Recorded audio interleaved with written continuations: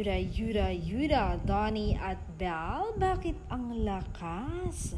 Say nagnetizen kahit walang project ang Don Bell, ang lakas pa rin, lalo na online, laging trending.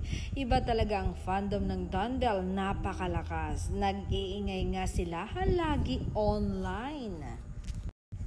Hiling kasi ngayon ng Bubbles ay ayuda ngayon na magkasamang lovers kasi matagal nang walang ayuda sa kanila.